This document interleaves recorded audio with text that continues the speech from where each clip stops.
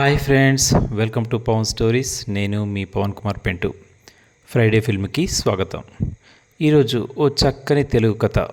ఆ సినిమా పేరే ఘటికాచలం. పేరు విని ఉండరు, కానీ ఓ మంచి సినిమా. ఈ సినిమా మొదటి నుంచి చివరి దాకా ఏం సస్పెన్స్ ఉందో అని చూస్తూనే ఉండిపోయాను. చాలా చిన్న పాత్రధారులే, చిన్న నటీనటులే. నిఖిల్ కొత్తగా హీరోగా పరిచయం అయ్యాడు ఈ సినిమాలో. చాలా బరువైన పాత్రను చాలా చక్కగా పోషించాడు. Horror, suspense, psychological thriller Ghatikachalam.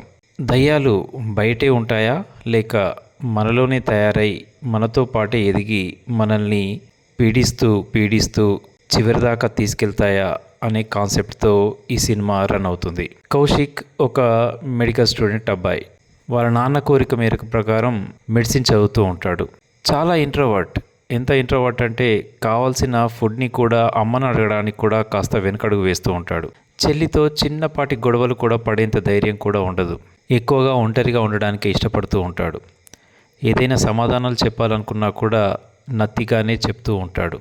అతను ఒక అమ్మాయిని ప్రేమిస్తాడు, కానీ ఆ అమ్మాయి ఇంకో అబ్బాయిని ప్రేమిస్తుంది. ప్రతి చోట ఇలా ఫెయిల్యూర్గానే అనిపిస్తూ ఉంటుంది అతనికి.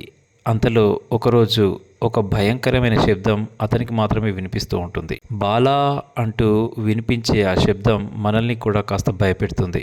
ఒక తెలియని ఆత్మ ఇతనితో మాట్లాడుతూ ఉన్నట్టుగా అతను వెంటనే మారిపోతూ ఉంటాడు.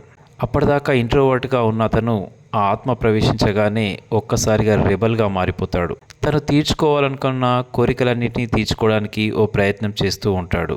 క్రమంగా ఆ వాయిస్ అతన్ని డామినేట్ చేస్తూ అతనితో అనేక రకాల పనులు చేయిస్తూ ఉంటుంది. ఇక హీరో తండ్రి డాక్టర్ దగ్గరికి కొండబోతాడు. డాక్టర్ దగ్గరికి తీసుకెళ్తాడు. కాకపోతే అది ఆత్మ అని తెలిసి మళ్ళీ బాబాలు, ఫకీర్ల వెంట తిరుగుతూ ఉంటాడు. ఇలా నడుస్తున్న సమయంలోనే హీరో పాత్ర అటు దయ్యం పట్టిన ఒక వ్యక్తిగా, ఇటు మామూలు పాత ఒక మెడిసిన్ స్టూడెంట్గా రెండు రకాల భావోద్వేగాల్ని ఒకేసారి పలికించడంలో నిఖిల్ ఖచ్చితంగా సక్సెస్ అయ్యాడు.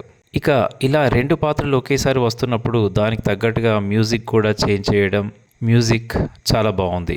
రచయిత తన కథను చాలా చక్కగా రాసుకున్నాడు.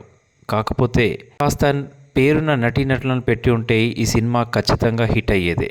అయినా కూడా హీరో ఒక్కడే బరువు తన భుజాలపై మోసాడు. తల్లిదండ్రులు పిల్లల్ని పట్టించుకున్నప్పుడు, పిల్లల ఆశలకు అవకాశం ఇవ్వనప్పుడు జరిగే కొన్ని పరిణామాల్ని ఈ సినిమాలో చక్కగా చూపించారు. ఇది ఆత్మన సైకలాజికల్ థ్రిల్లరా అనేది సినిమా చూస్తేనే అర్థమవుతుంది.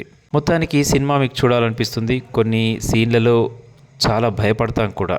ఎక్కడా దయ్యం కనిపించదు, కాకపోతే బ్యాక్గ్రౌండ్ మ్యూజిక్, అతని నటన మనల్ని భయపెడతాయి. ఖచ్చితంగా ఇది చూడాల్సిన సినిమానే. వీలైతే ఒక్కసారి చూడండి. నా రివ్యూ సబబే అనిపిస్తే ఓ కామెంట్ కూడా పెట్టేయండి. సబ్స్క్రైబ్ మరవద్దండి.